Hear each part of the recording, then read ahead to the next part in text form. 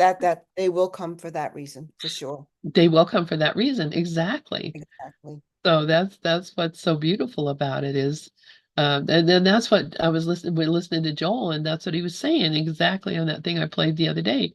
If you just let it be, then who will come to you is who is sent to you. And that was I don't know if you got that's like a 2 hour recording. Did I send it to you? That Joel recording? Actually, I'm looking to see where I put down the number of it, but I'll find it. I'll find it because I Okay. definitely do want to review that. Thanks. Yeah, it's so helpful to hear that. Oh, it So is 520 A and B. yeah. All right. So Iris, would you like to pray us in, my friend? Good morning, Lynn. Good morning, all. Everything I heard just so far is just exactly what I needed to hear. I'm so happy. It just like made me feel hugely better. And I'll pray us in. I am here only to be truly helpful. I am here to represent Him who sent me. I do not have to worry about what to say or what to do because He who sent me will direct me. I am content to be wherever He wishes, knowing He goes there with me. I will be healed as I let Him teach me to heal. Amen. Thank you. Amen. So, and believe it or not, that's exactly where we are as well. Yes, that's Amen. exactly where we are. Amen. Amen. All right. So let us get us open to where we are. And well, and I thought since we finished this last week, but we really didn't talk about this prayer, this last paragraph. And so I thought maybe because it's something that we say every time, there's some people do it all the time. Gary Renard says it every time. Of course, if you go to the Foundation for Inner Peace, to any of their workshops, they say it every time.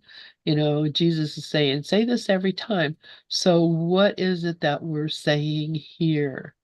And so that's what I thought. Maybe we could take a couple minutes and just talk about this prayer and why it is so helpful. You can do much on behalf of your own healing and that of others if, in a situation calling for help, you think of it this way. So, right off the bat, he's saying, okay, it's when you are in a situation that's calling for help.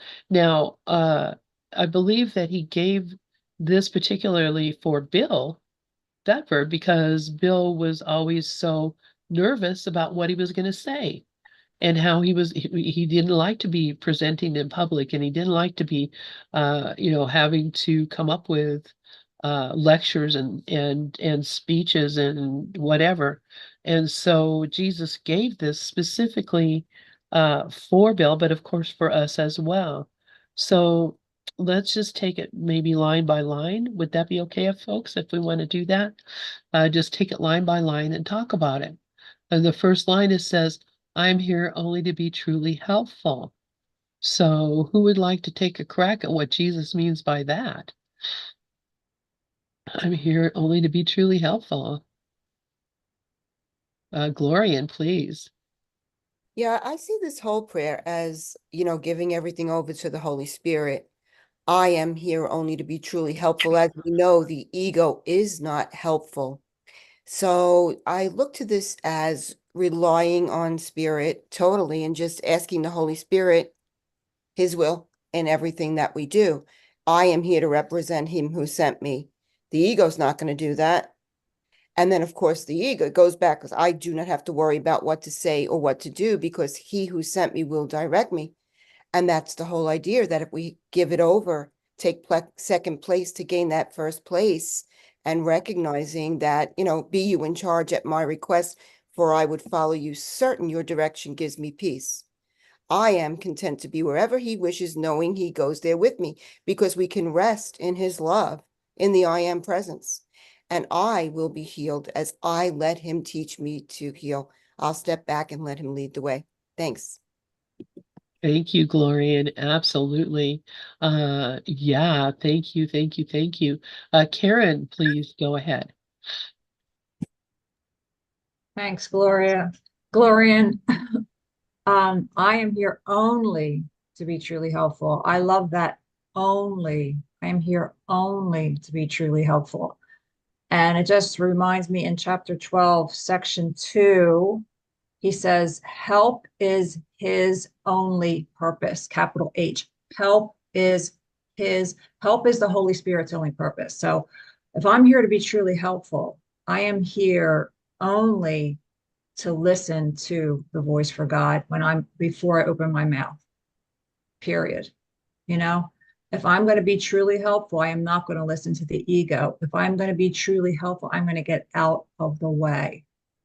So being truly helpful it's only to be truly helpful. And if I'm here only to be truly helpful, I'm here only to listen to one voice. And to be noticed when I don't, because of course I'm not going to always listen to one voice. It's for me, I know that is, it's not in my everyday all day, but it's to notice when I'm not, and to recognize that, before I speak, I can listen and I can step back, and I don't have to listen to the voice in my head that's telling me other things.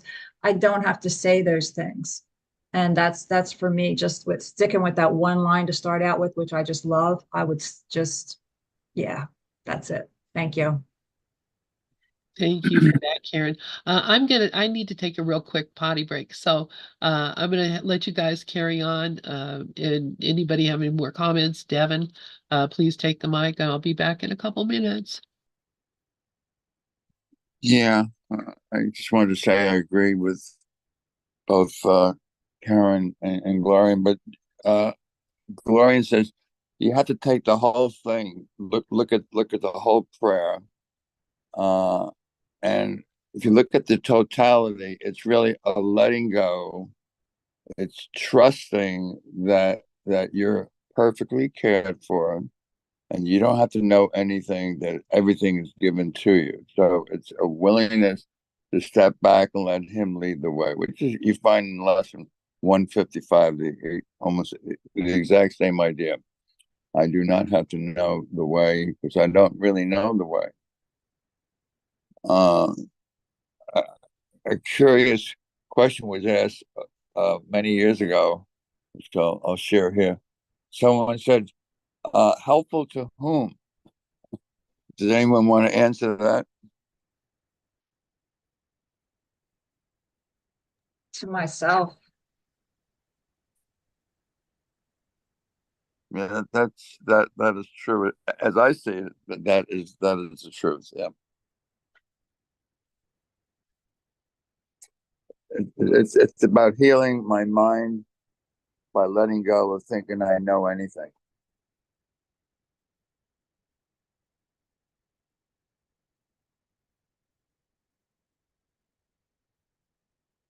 I would say, Don, it's McKaylee, that it's also helpful to the dreamer who's dreaming the dream, because the reality is you're perfect. So it has to be helpful to the illusional thought system. Yeah. Well, the answer that Karen said and the dream is really the same thing. We're talking about the capital S self, the dreamer, which is the Son of God who fell into a deep sleep. So yeah, I'm remembering to wake up to remember the truth.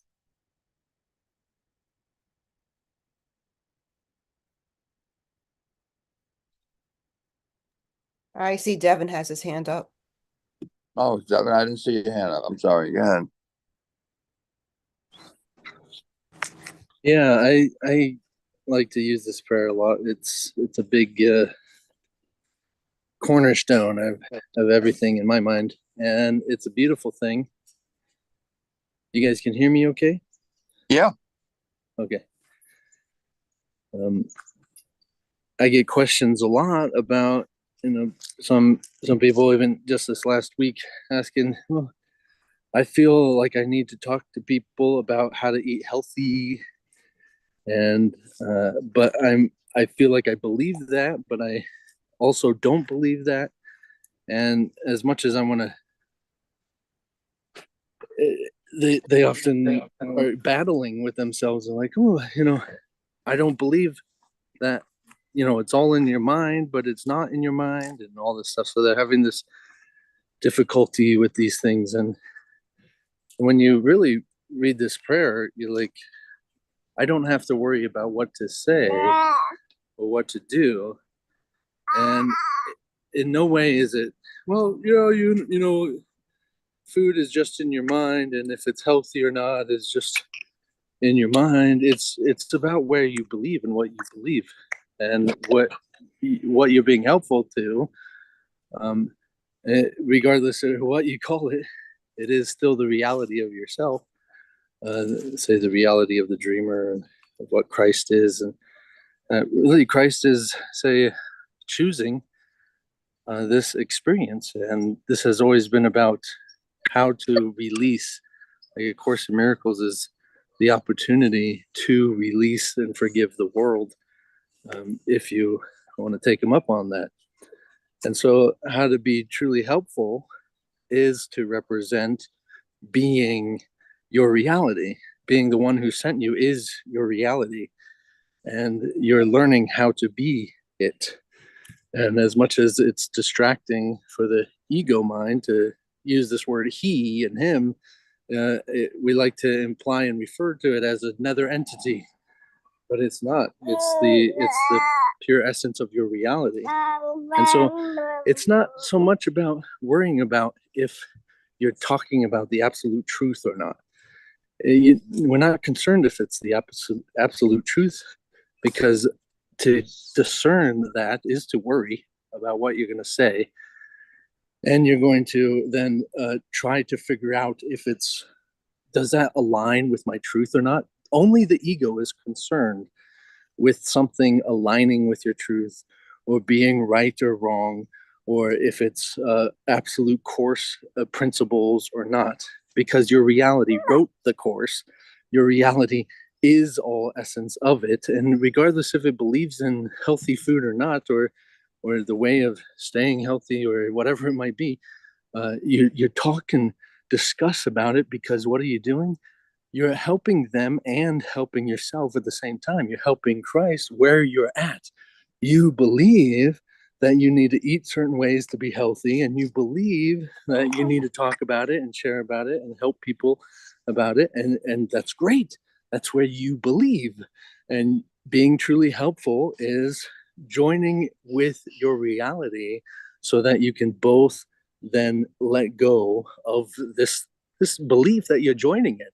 Oh, we're joining in this specific idea, and then allowing ourselves to become more. Yes, you agree? Yeah. We join in blah blahs all the time. Thank you. Okay. All right. Thank Thank God. you. Thank you. Yeah. Well, Thanks, Devin. thank you, Dove. Thank you, Devin. Thank you, everyone who spoke. I'm glad I got out of here for a second. Saturday is a long day for me, so I take whatever I can. But okay, so I wasn't here. So did we get to the point where we're recognizing that this this is um, pointing out to us that we are healers, and that we are being taught to be healers? I will be healed as I let him teach me to heal. So that's basically what it is. That willingness is teaching us to heal the world. And of course, the world not being something outside of myself, but something included in the circle of what I am. So I personally tend to call it the healer's prayer. Although there's another one that's called the healer's prayer, but I call it the healer's prayer because he says that you can do much on behalf of your own healing and that of your others. And so that's what he's talking about. This is about healing, not about knowing or learning, not Yeah, about anything. It's about healing. yeah. I'd like to just jump in for a second. So the healing is also about developing trust. When you totally trust, you're letting go of thinking you have to do anything. That you're back to the Son of God. Trust would settle every problem. Now, literally translated out is, and that's really the basis of what ACIM Gather is for. It's for, hold on a second. Gather is about developing trust by recognizing that we're all the teachers of God. We're all ministers of God. As lesson 154 says, I'm among the ministers of God. And then 155 tells you exactly how to do it. Let me step back and let him lead the way. And that's exactly what those lines are for, to trust that everything is given to you, that you are perfectly cared for. I gotta take this call. Bye. Thank you so much, Dove. I love it. Iris, please go ahead. Yeah, thank you, Lynn. I love this prayer because, like, whenever like I find myself in like some kind of like situation where like I don't really know what to do, which is almost all the time. And when I remind myself of this prayer, because I love this prayer, so when I remind myself of this prayer, I am here only to be truly helpful, then it reminds me of like the motive, my motive. So, like the other motives we learn in this world, like I want something, I want to get something, or like the motives that people give to us, like this is your task, like this is really what I'm supposed to do. If I'm being told what to do, like say for example, like in a work related situation, if like there are certain tasks that must be done or certain goals that must be achieved, and if like they don't get achieved, or the project doesn't go right, quote, according to the way of the world, quote, like when I say this prayer to myself, like I am here only to be truly helpful, it reminds me that whatever situation I'm in, I'm not there because of, quote, any kind of worldly reasons, quote. I'm only there to be truly helpful. Like I'm there to represent Him who sent me. And like the reason that I think I'm there is not the reason that I'm there. There's another reason. And that is the reason of God. It's not the reason of, oh, like, I'm there because I have to accomplish this.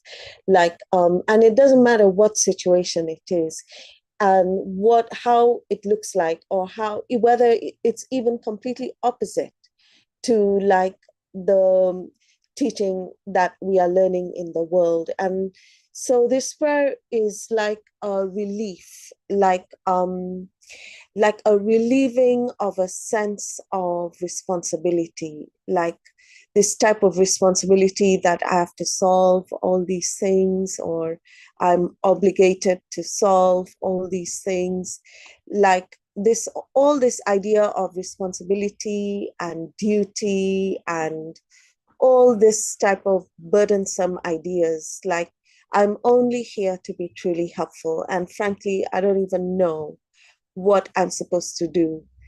And like I'll be given everything I need to say or do or think or be, or like completely like change a whole change of purpose. So like I love this prayer. I think it's amazing. And I'll hand back to Lynn. Thank you, Iris. Yes, I love it, and I think it's amazing too, because it is a freedom, right? It's a freedom. If you say that before you go into your, say, for instance, your boss calls you in, you're got to come in to, talk about your performance or whatever. If you could just say this and know that you're not there to hear about your performance, you're not there to talk about the job. You're there to represent the Christ. And that is one thing in the original edition and in whatever it says, instead of him who sent me, it says the Christ. I'm here to represent the Christ who sent me. And I know that they changed it to him. That's fine by me. But I always think about the Christ because that's what I'm here for, is to represent the Christ. So I may be appearing to be here to talk to the water company about my bill, but really, I'm here to represent the Christ. I may be here to, have the doctor look at my leg because it seems to be doing something weird. Uh, no, I'm here to represent the Christ. And everywhere I go, that's what I'm here for. So that's how I learn to heal, is by just being willing to be and to go and to get myself, the personal self of Lynn, out of the picture and be only as a representative of Christ. Now, you could say, well, Lynn, how can you do that and talk to people in a normal way? Because that's who you are, and you don't have to worry about what you're going to say or what you're going to do, because you're going to say it and do it. It's already in the script, it's written down. So, I don't know if it's the Windows 11 or up, the up. new computer. I Okay, sorry about that. Devin has his hand up, and so does Karen. So go ahead, Devin. Yeah, I love that. Thank you. And yeah, to me, that's what it is Christ is always learning how to be itself while it's addicted and believing in separation. And that's what this healing is about. It's not about necessarily healing physical ailments or anything like that. Yes, there are ideas and concepts and beliefs that are also manifest, but we are learning to heal our minds of separation, the tiny mad idea of believing that we are persons and individuals and separate. And so really I see it as learning how to join. Joining with my brother is becoming and unifying with myself, and learning how to do that, how to be that. And as Dove mentioned, that's the foundation of this whole one mind foundation, foundation of the foundation, about building trust. And I have been here to be a part of that, and it's really been helpful.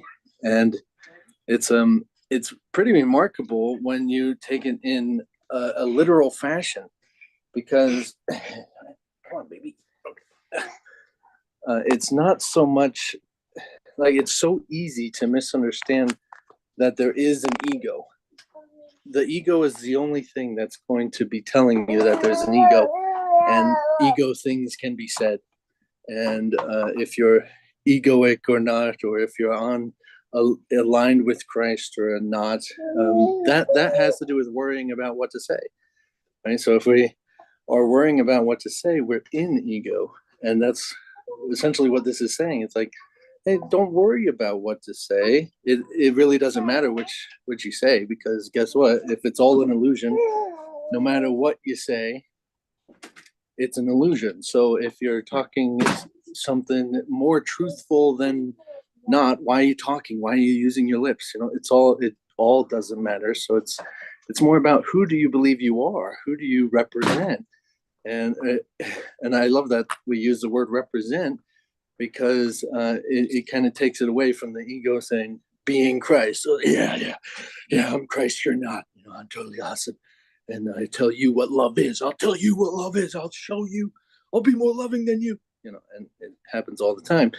But to represent that, and to me, it's like about authenticity. So be where you are.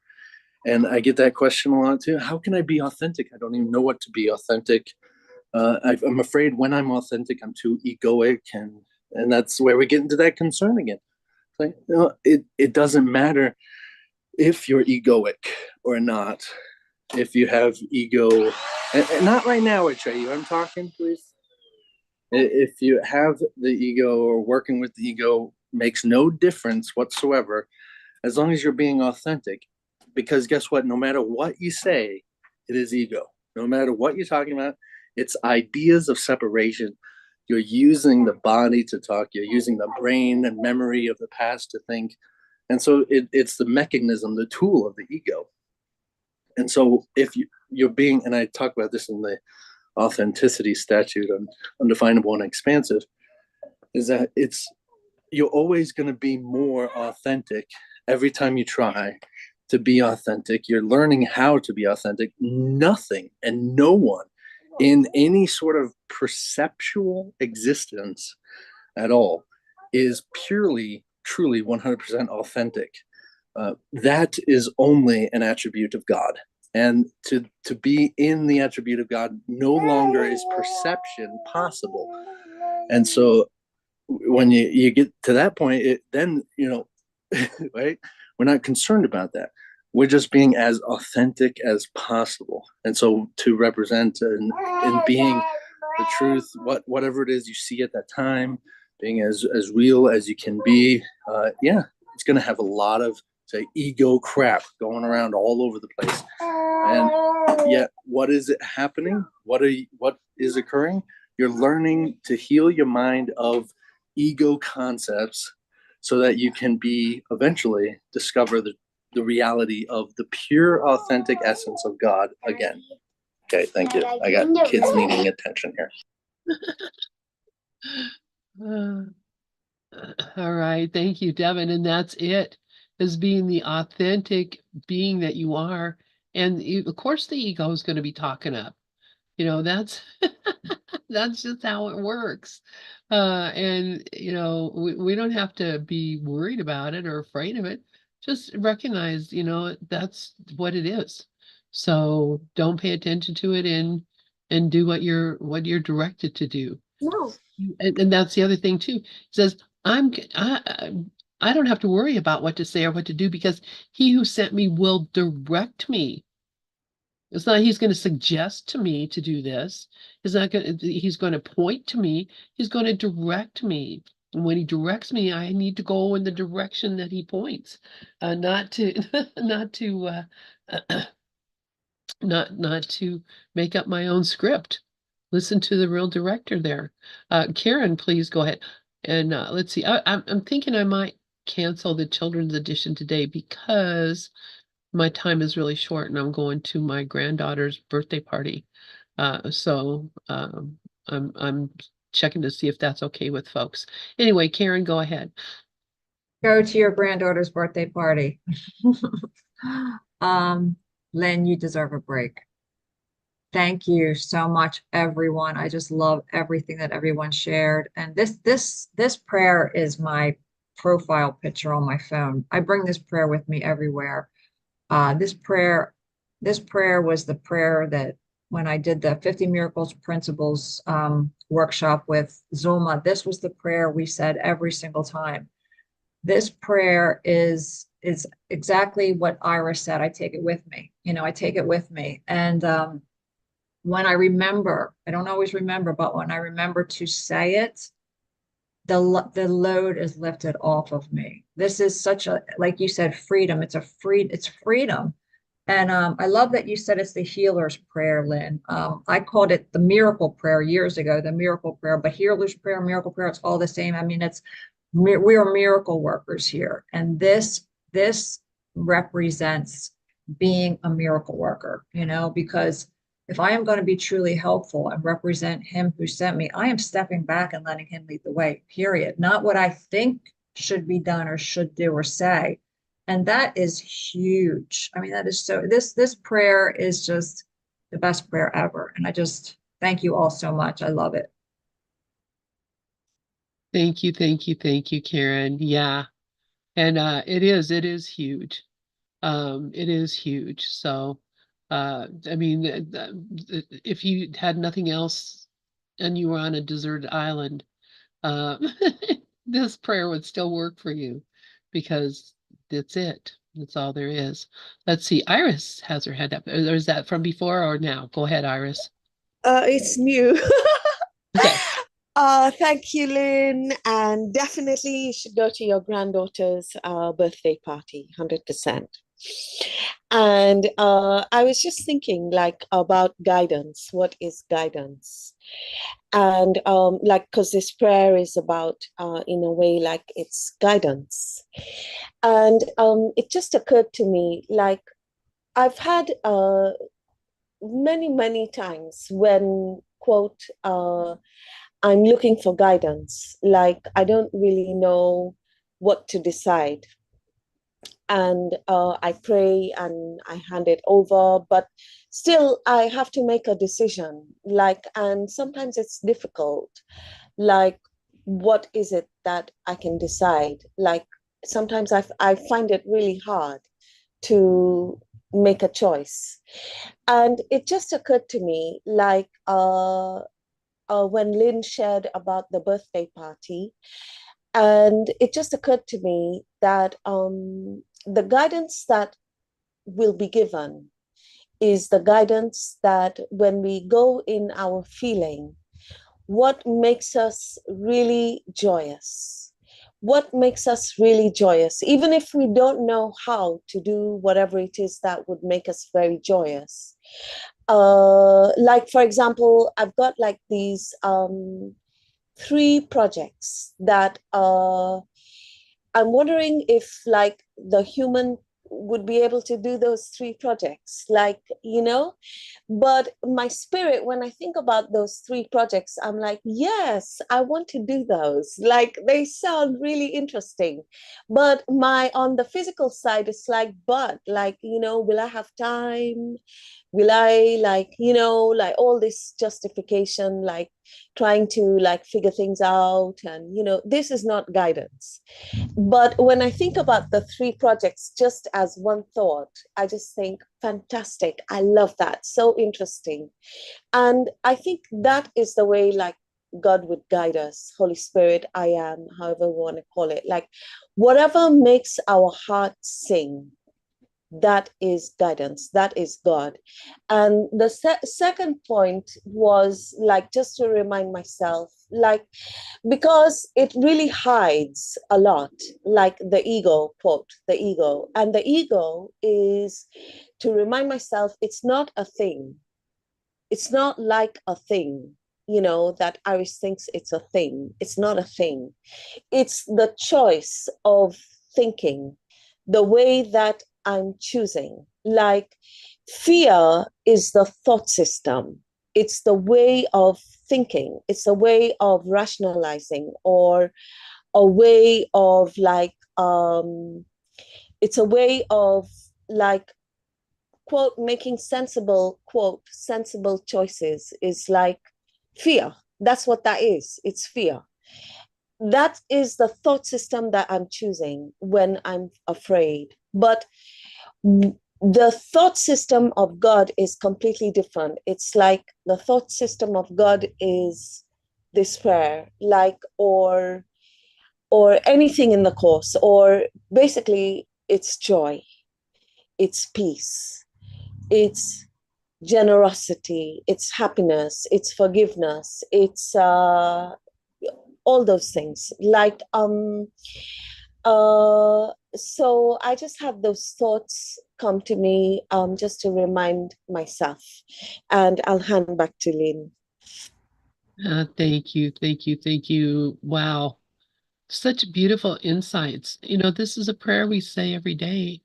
And it's just so beautiful to see how, what it means to us. Devin, please go ahead.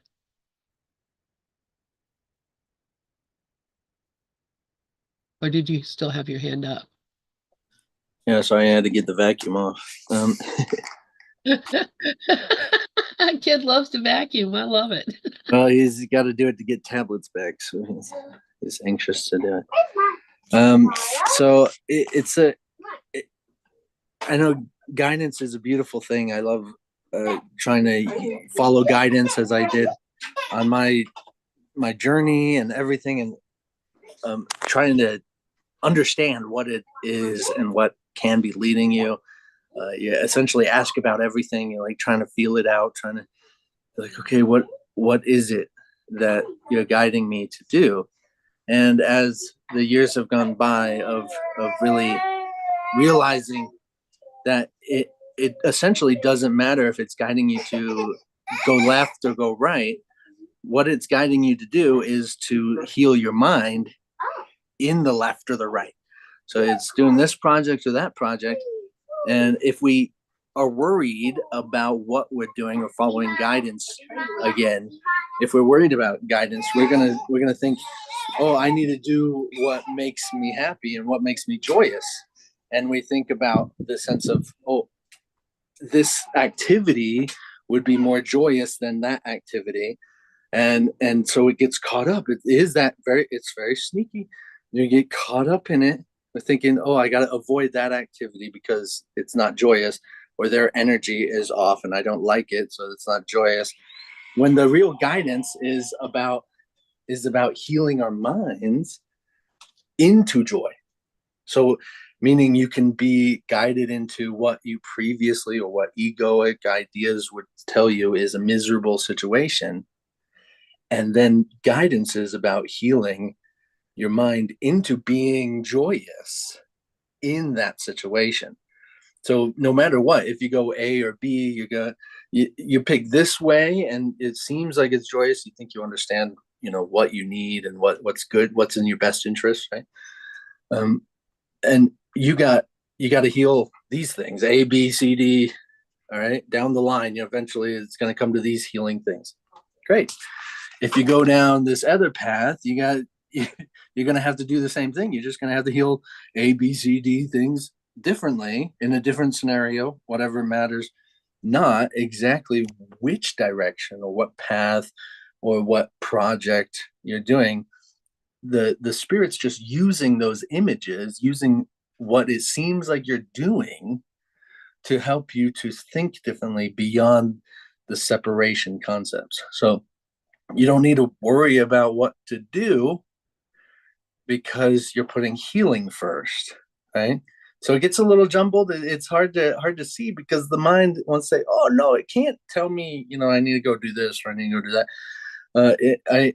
It was always about, well, it doesn't matter so much. It's an illusion, and I need to heal my mind from the illusion. So guidance is always, how can I think differently?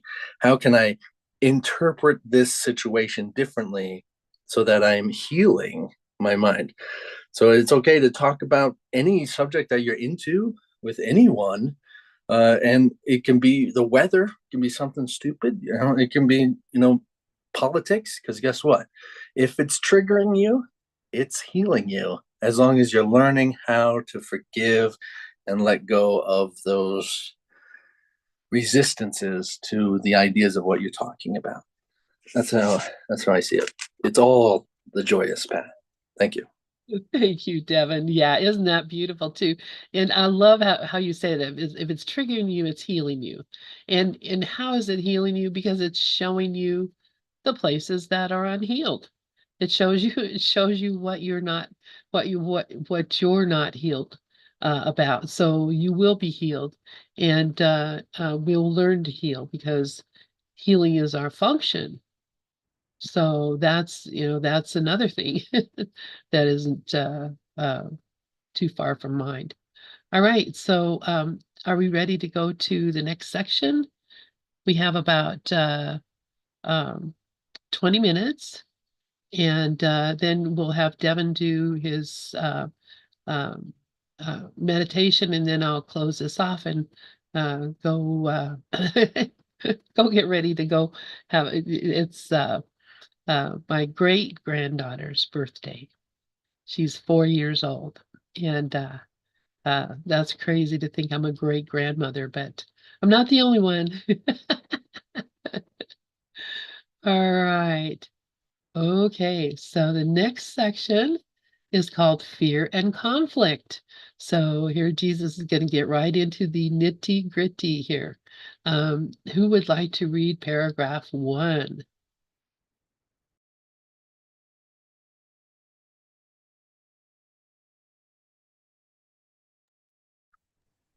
I'll read. Oh, great, thank you. Okay, paragraph 1. I love this section, by the way. Paragraph 1. Being afraid seems to be involuntary, something beyond your own control. Yet I have said already that only constructive acts should be involuntary. My control can take over everything that does not matter, while my guidance can direct everything that does, if you so choose. Fear cannot be controlled by me, but it can be self-controlled. Fear prevents me from giving you my control. The presence of fear shows that you have raised body thoughts to the level of the mind. This removes them from my control and makes you feel personally responsible for them. This is an obvious confusion of levels. And I must have read this a million times, and really, I really don't understand. I don't understand. It's really hard. Like when sometimes there's the fear, it could be anything. It's just so like we always talk about it, that here it says the presence of fear shows that you have raised body thoughts to the level of mind. And we know that, but it's so like, honestly, I really think that I have to be wide awake not to feel any fear. If there is fear, I'm still asleep. And and this first line, being afraid seems involuntary, something beyond your own control. It seems, he's saying that it seems, and it does feel like it's beyond my own control. And then, yet I have said already that only constructive acts should be involuntary. My control can take over everything that does not matter, while my guidance can direct everything that does, if you so choose. And like this is very, I'll just say, very difficult. And I mean, like, I think when I'm using this release technique, it's really helping, because like I tried the other way, like saying there's nothing to fear, and it doesn't work, because it's like on the intellectual level. But with the release technique, I'm using it a lot when the fear comes, and it could be around anything, like and like when I sit with the fear, with whatever feeling there is, like it's like before, it's like pushing the fear away, like saying, no, I'm not afraid, but I am. Like I feel it in my whole being. And like when the fear is there, and I just sit with it and I see that it's just a feeling. I really don't have to be afraid of the fear. And then it goes away. It goes away after a while. and then it comes back, and then I have to do it again, and it goes away. And it's just like a miscreation of the mind, and a miscreation of like like exactly what this paragraph is saying. Like it's like the mind is miscreating, and like it's a thought system that I'm choosing. It's a thought system that I'm choosing. I'm only choosing it because of habit, because that is what I've learned to choose. And like all the fear is coming from, it can be like disguised as many things, but at the end of the day, it's like safety. It's coming from safety, which, like, in other words, is the fear of dying, but there's no death and stuff like that. And I'll hand back to Lynn. Thank you so much, Iris. Yes. I mean, I think you've just said basically, what the circle that we all chase our tails in, around and around and around. So but being afraid is a body. It is something that obviously, if we were not bodies, we would have nothing to fear. If we didn't believe that the body existed, that the personality exists, whatever it is that, the things that we fear. Um, so, basically, you can let go of fear completely by depending totally on God, or that trust thing comes up, right? And uh, I like that he says fear cannot be controlled by me, but it can be self-controlled. So that's why you can ask Jesus, take away my fear. He can't take away something that you're holding on to so tightly. That's what we're doing. We're hanging on to it because it gives us that sense of reality and autonomy of the body being real, my life being real. And so, uh, that whole thing is my own doing, but I can also undo it by controlling myself. No, that self-control he's talking about here is not uh not a typo. He's talking about you can control yourself by controlling your thinking, controlling your beliefs, the stories that you're telling yourself. You you can control your mind so that you're no longer living in fear by allowing the Holy Spirit to be in control, allowing Jesus to be in control.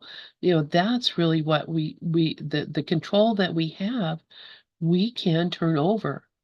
But we still have to be there to make sure that we don't try to take it back, because that's the reason these things don't go away. We keep trying to take it back. Yeah, sure, I trust Jesus, but I'm going to, hedge my bet too. I'm going to buy some insurance. I'm going to, call these people up and tell them, this and that. Or, the minute I start embellishing what needs to be done to control the situation by adding my own personal input into it, I have taken on responsibility that doesn't belong to me. And as he said, that's an obvious confusion of levels. If I really want to give up control, then I'm going to just be open and accept and listen to whatever comes. But the minute I start telling myself I could do this better or I could make this work, then I've gone back into fear. Karen, please go ahead. Exactly, Lynn. You just said almost everything that I wanted to say, and I love it so much. Thank you so much. And to support what you said and add to what you said, Jesus can't take away our fear because he can't take away our power of decision, and he won't take away our power of decision. He teaches us in the course to respect the power of decision in ourselves and in others. And that is a really helpful thing for me, because it helps me to recognize that no matter everyone's exactly perfectly where they're supposed to be, and I trust that. Also, the purpose of this course, he tells us in chapter 2. I just read this morning. Chapter 2, section 7, in the very first paragraph, the purpose of this course is recognizing your power, the power of your own thinking. That is the purpose of this course. And so that is this control that we have to choose. That's everything. And what Devin was sharing is everything. Healing our mind through forgiveness is everything. So I'm here to ask. I am here to let go of what I think and listen to him. My control can take over everything that does not matter, while my guidance can direct everything that does, if you so choose. That's all I have to do is choose. Choose once again, change my mind, see it differently, ask to see it differently. Also, this reminds me of Miracle Principle 5. Miracles are habits and should be involuntary. They should not be under conscious control. Consciously selected miracles can be misguided because the ego does not know. And the consciousness is of the ego. The consciousness it's the domain of the ego, is what the Course tells us. So this is all about what we just read in that prayer, turning it over, letting it go, listening, and this is great. This is wonderful. I'm loving this. This is just loving it so much. Thank you. Thank you, Karen. Yeah. And wow, exactly. This whole thing, this whole idea of control is so important for us to understand, and the level confusion that we think we're going to try to control the mind by concentrating on certain things or doing certain things, and really the thing we need to do is to give up the control and stop trying so hard. Devin, go ahead. Yeah, I mean, this is an interesting thing because it does make us sound like, oh, fear is our thing, right? And then we, make an image of what spirit is into like Jesus or whatever it is that we think of it, and that it doesn't have control over fear. We won't allow fear to be controlled, and so it gets a little confusing. And I mean, makes sense when you make it into physical things, just like people. Yeah, I can't control my son being afraid. Link, I'm talking. You can't control their fear and stop them from being afraid. They have to learn to do it themselves. And then we do the same imagery and idea and concepts onto the course. And yet the thing about it is that it's still Christ, no matter what you're choosing, no matter what you're doing. And you're learning, that's what that prayer is about. You're learning how to heal your mind of these things. So yes, regardless of who's in control, and say Christ is in control and you recognize it, then yes, you've handed it over sufficiently. But if you don't recognize it, then you think you're in charge and spirits somehow departed from you, your presence, and no longer in that case. So fear isn't actually something. Fear is the concept that you are not, even as Karen, I think it was you, about the purpose. You don't recognize your power of your thinking. You don't recognize the manifestation comes from you in its entirety. So I have to emphasize all the time, I don't see Spirit or Jesus or Christ in these things as something separate from me. I see if I see fear, I am insisting that they are separate from me. And so that's why it seems like, oh no, now because you believe you're separate, you have to do it on your own. You have to make the choice. But really, you're just saying, nothing's allowed to help me because I think I know. I know that my body idea of separation. Link, I am talking. Can you wait a minute? And so that taking it to that bodily level and understanding. Anyway, that's what I get. I guess we need a vacuum again. So thank you. Okay. A vacuum away. I love it. So thank you, Devin. And yeah, really honestly, what what are we uh what are we able to do? What can we control? Uh Nothing, but the belief that we can is what brings about fear. Uh Yeah. yeah, go ahead, Dove. I want to say that is what trust is. Trust is letting go of control. Period. I mean, either you're holding on with your fingertips. You remember that metaphor you gave us last week, like two people on a roller coaster, and one person just has their hands up in the air having a good time, and the other just holding on for dear life. That's letting go of control, just knowing that you're perfectly safe.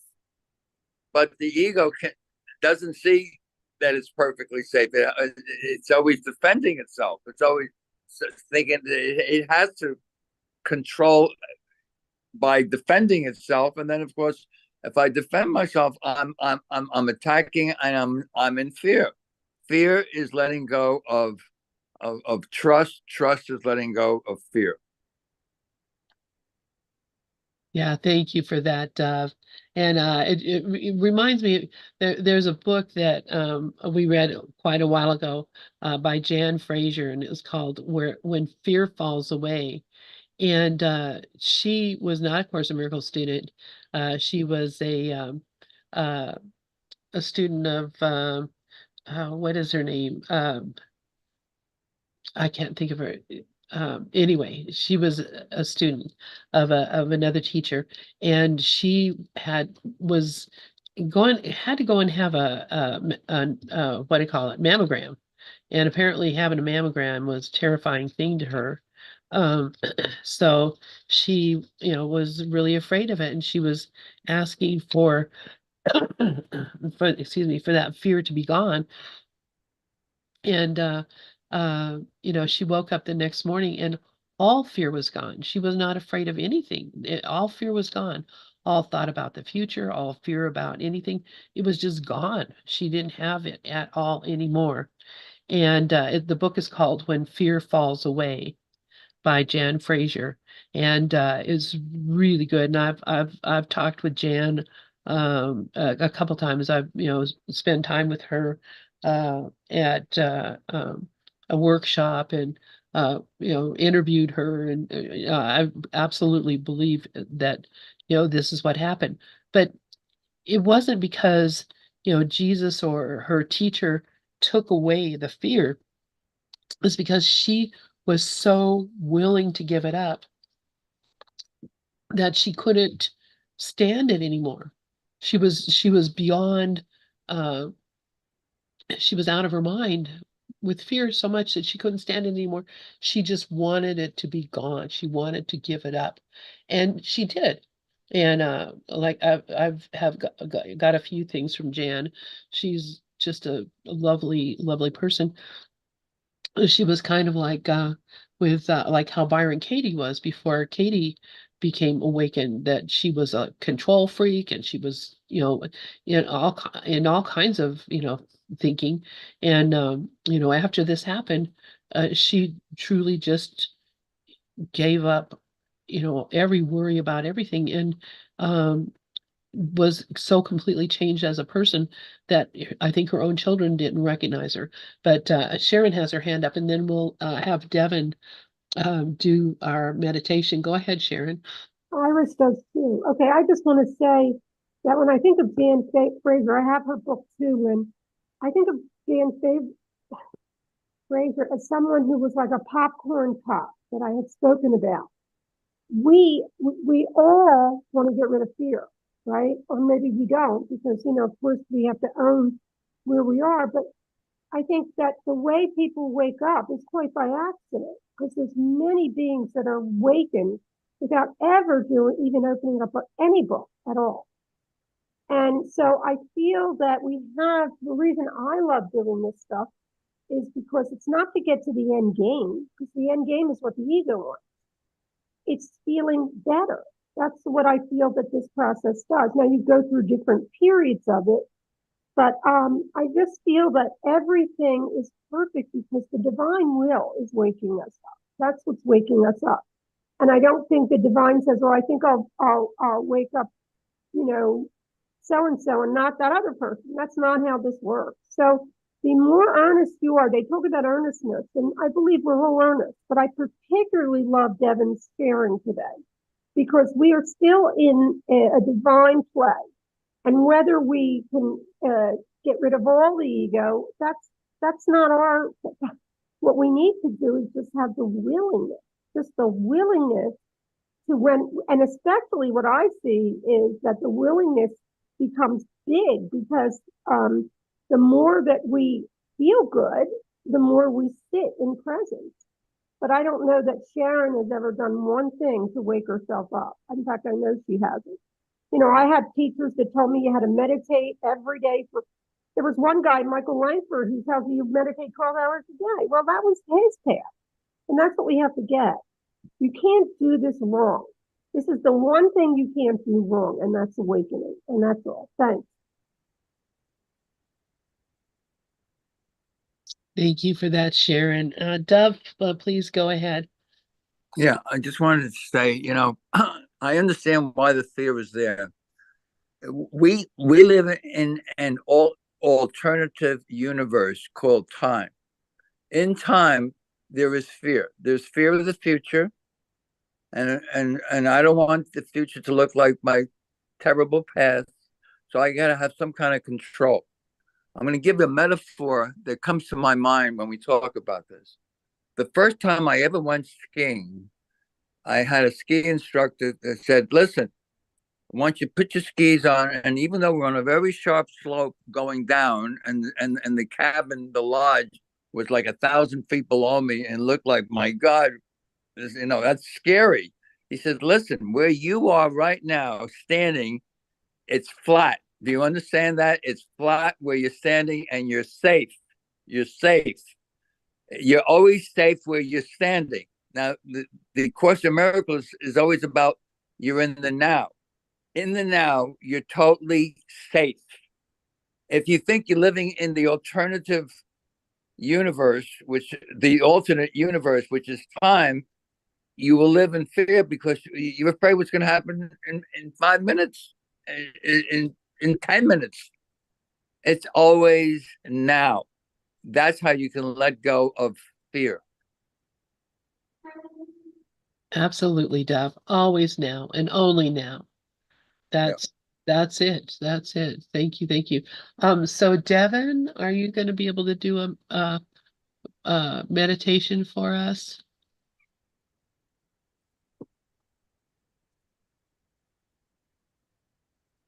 Yes, I'm planning on doing that. Yep. Okay, so I got the music ready. So, and of course, I'm sure you're very well aware that even if there are children or vacuums in the background, that doesn't really make a difference. Because I've got stuff in the background in my house and my mind too. So I appreciate you completely. All right, so here comes the music and turn it over to you, Devin.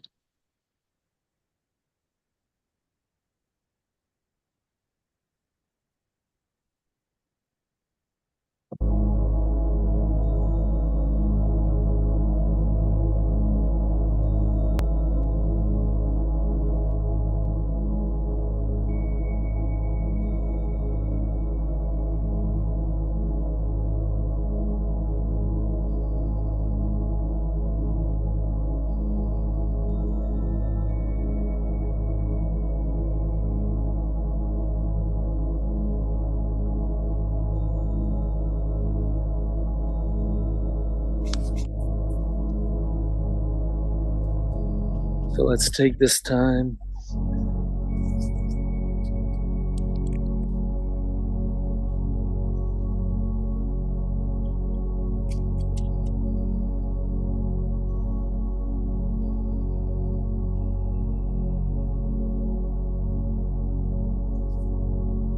So let's take this time to allow ourselves to relax, surrender.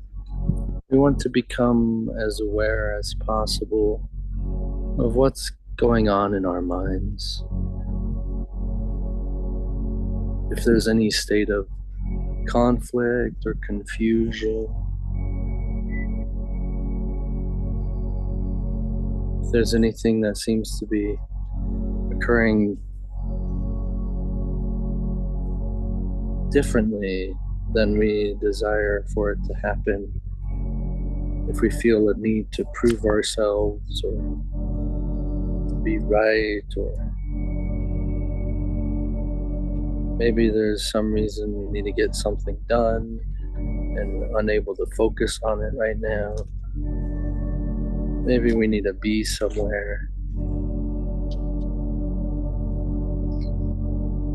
Let's become aware of these things in our minds. If we're not completely here in this moment in what is in front of us, let's try to allow our minds, allow ourselves to become aware of whatever it is that we're thinking, how we might want it differently, even wanting to eat something, or wanting to relieve ourselves, or wanting to adjust our seating position.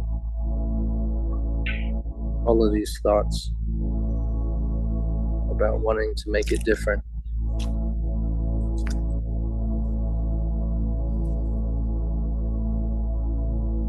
Let's take several deep breaths. Allow ourselves to become aware of these things.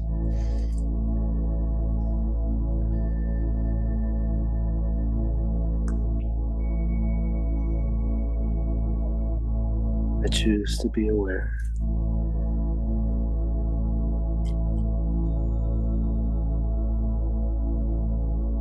I choose to pay attention.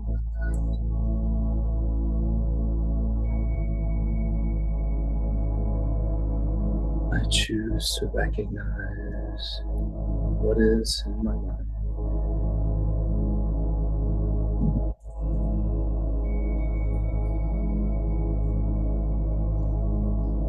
Perhaps your mind might return and say, I have nothing to worry about. I feel completely content right now. And even while it's disguised well, it's a statement that's unnecessary to a mind not in conflict.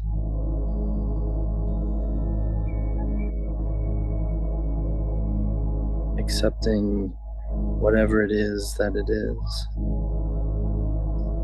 allowing it to be whatever is there.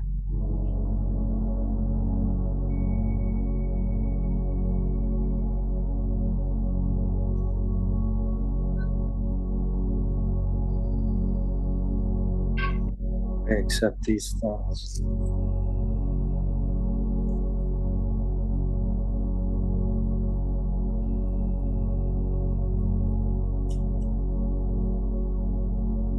I accept myself having these thoughts.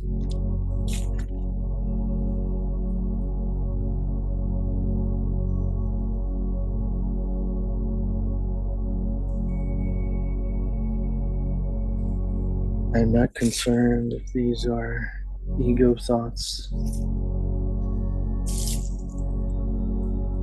I'm not concerned if these are spiritual thoughts.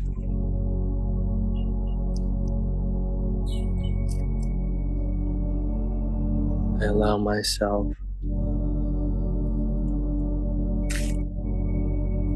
of my thoughts.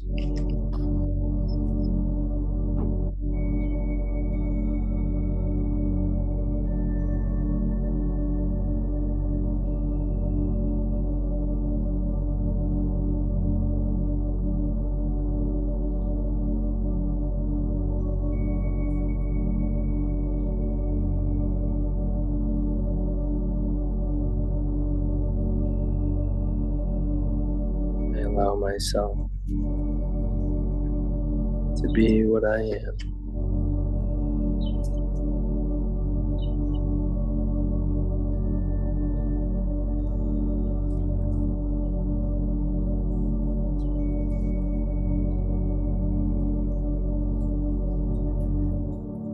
I allow whatever is to be what it is.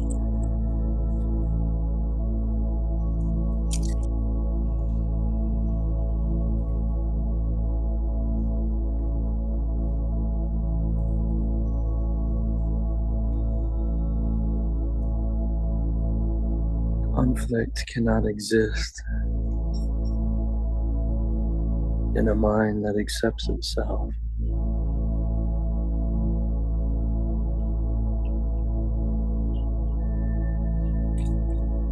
It is acceptance.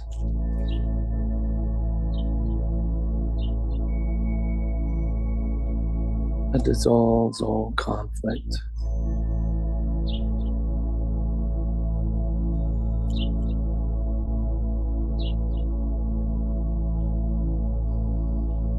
Allowing myself to be what I am.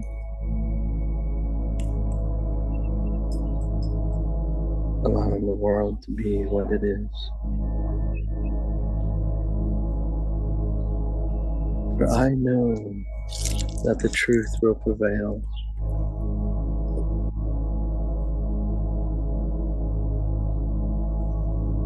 I know that it leads to awakening.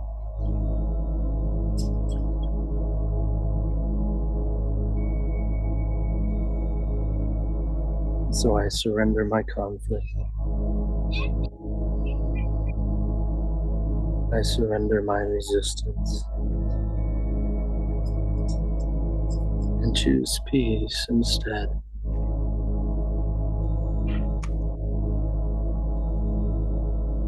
I choose peace instead. I choose peace.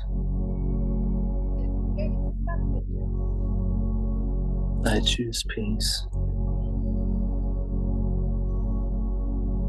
I choose peace.